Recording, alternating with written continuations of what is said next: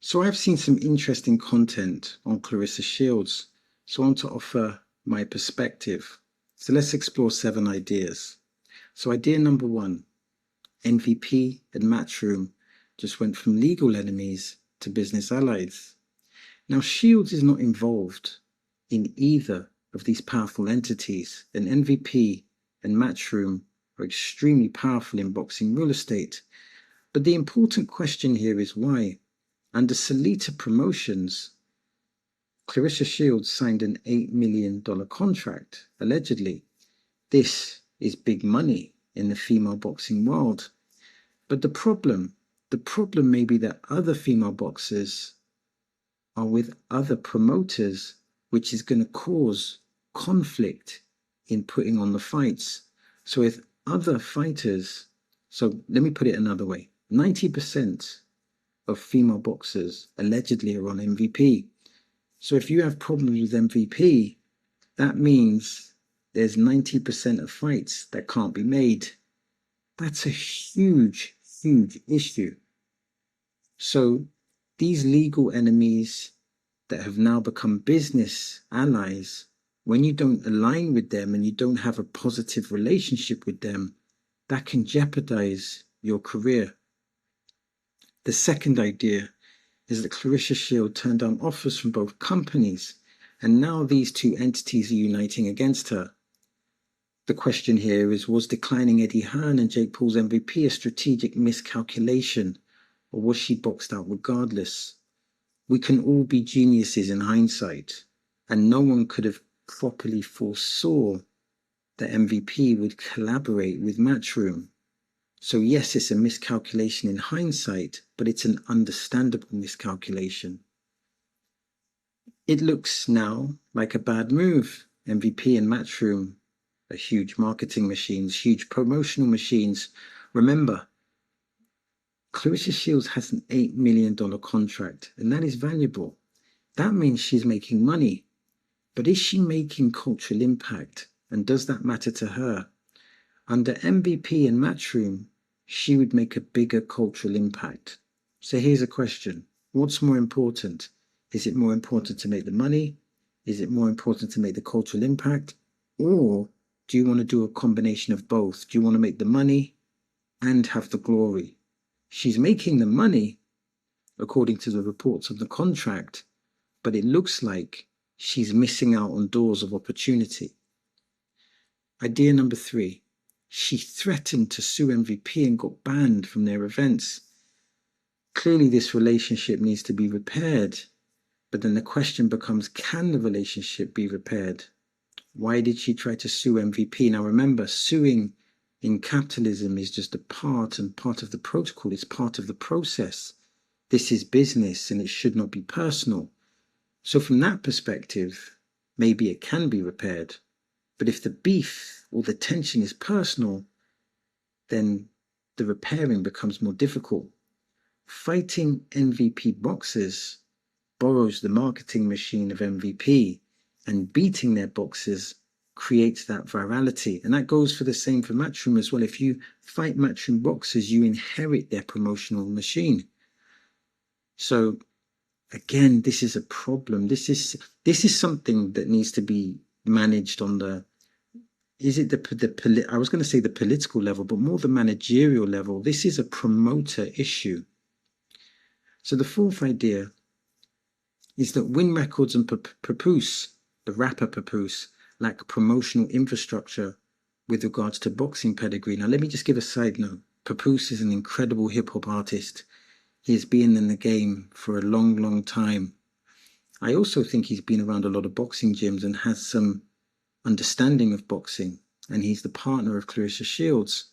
Papoose, being a hip-hop artist and being in the hip-hop industry for such a significant amount of time, understands the power of marketing. He understands selling a product, selling a service, selling an image.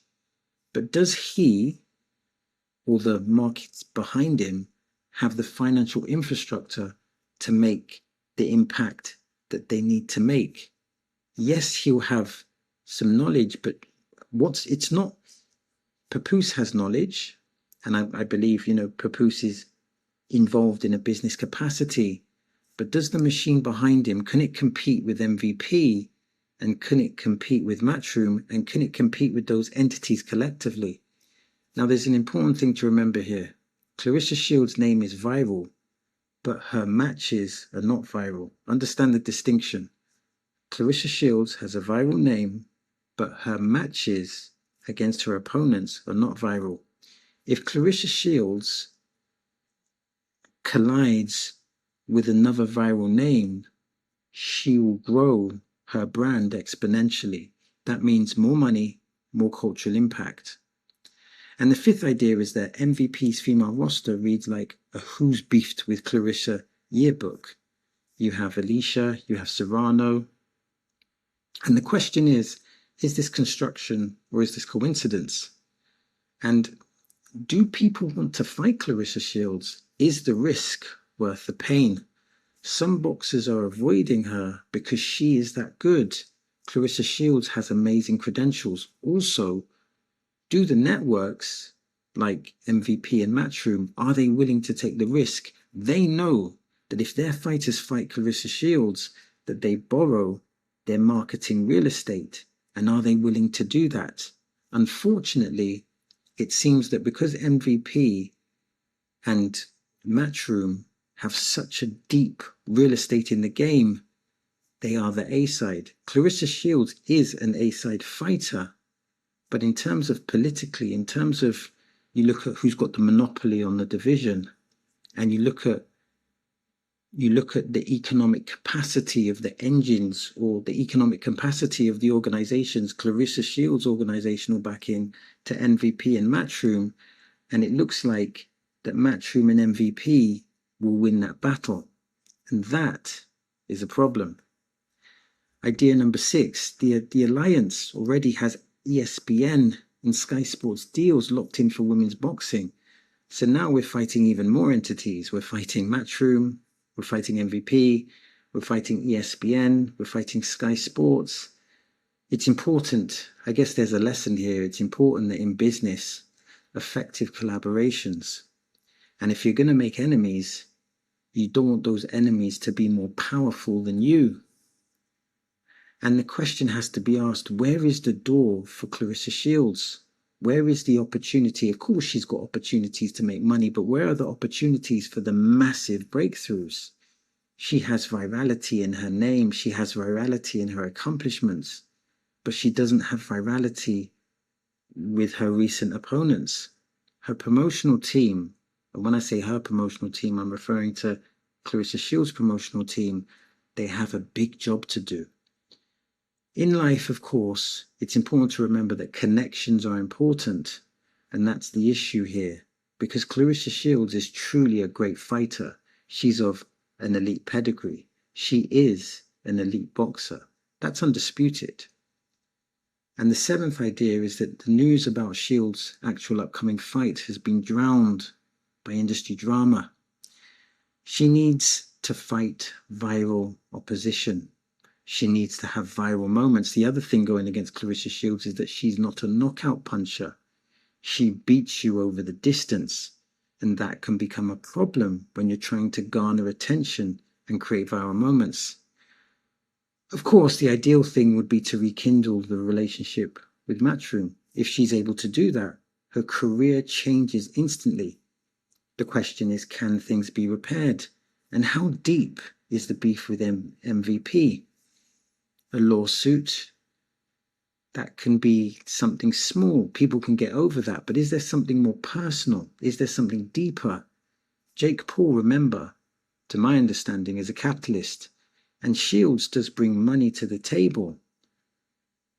Shields has been, when we look at what she's done in the ring as an amateur and as a pro, she has been impeccable. But her problems are the decisions that she's made outside of the ring. Okay, so let's close this out with 5 questions. Question number 1, did Shields make a strategic mistake by rejecting Matchroom and MVP? In hindsight, the answer to that is yes, but at the time, it would have been hard to see that Matchroom would have built an alliance with MVP. Also, the entice the enticing $8 million contract would have been extremely hard to turn down. But it looks like from an outsider looking in that that was a mistake. However, it's important to recognize that considering she has an $8 million contract, and I'm not sure about the intricacies of the contract, she's clearly making money. But the question is, under the Matchroom and MVP collaboration, I believe, and many people will believe, that she clearly could have made more. Of course, that premise could be untrue. And the second question, is her $8 million deal delivering money without cultural impact? I think there's the issue with Shields is that Clarissa Shields' name has virality. Her accomplishments has garnered attention and virality. Her beef with Layla Ali is a consistent marketing tool. I'm not sure if that's a good or a bad thing. But the cultural impact with regards to her recent fights, I think, is missing. And that's because Clarissa Shields is a great champion, but at the moment she's lacking great opponents. And when MVP has 90% of the monopoly, where are the opponents going to come from? They own the female boxing real estate. Question 3, can Shields repair her relationship with MVP and access its powerful roster? We don't know how deep the tensions go. In capitalism, if you bring money, virality, attention, and value, then surely things can be worked out. It depends it depends how deep the issue is. It depends how personal the issue is. I suspect that if people leave their egos at the door, then things can be resolved. But again, it depends on the context. Question 4, are elite opponents avoiding Shields, or are promotional politics blocking the fights? It's actually probably a combination of both. Opponents may not want to take the risk of fighting Shields unless the money is worth the risk. And promotional politics, if you are looking at it from Matchroom's perspective, you don't want to loan your machine to Clarissa Shields' name, because if you do, you're taking a massive risk. You're bringing her back in the game. If Clarissa Shields fights the best of MVP and then fights the best of Matchroom and has victories, then the public will then demand these fights. And that means you bring Clarissa Shields back into the game. And if you own 90% of the female boxing infrastructure, or you own 90% of the female boxers, and you have contention with someone, the most effective move to outmaneuver them is to remove that competition from them. So it's a clever strategic play. But remember, things can change. And question 5, the final question, are Shields' biggest career problems now outside the ring? Clarissa Shields has had a magnificent career. She has had a great amateur career and a great pro career. With her recent opponents, they are not bringing the virality and they're not bringing the attention. So at the moment, her problems are promotional. If she repairs the relationship with MVP and Matchroom, she will then have the opponents that will allow her to further her legacy.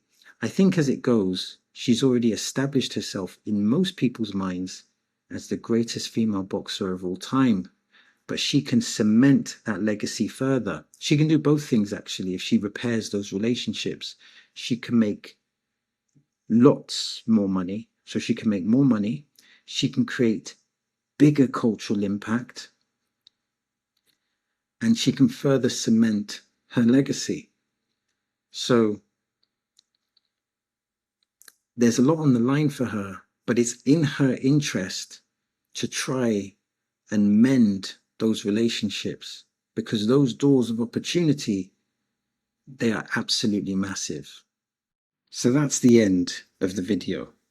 Now I'm trying to build a digital boxing community, and that means I'm interested in your thoughts, I'm interested in your perspectives, and I'm interested in your observations. Now, if you want to support the channel, press like, hype, and subscribe. And if you want to watch more content like this, then simply click here or click here. As always, thanks for your time. It is much appreciated.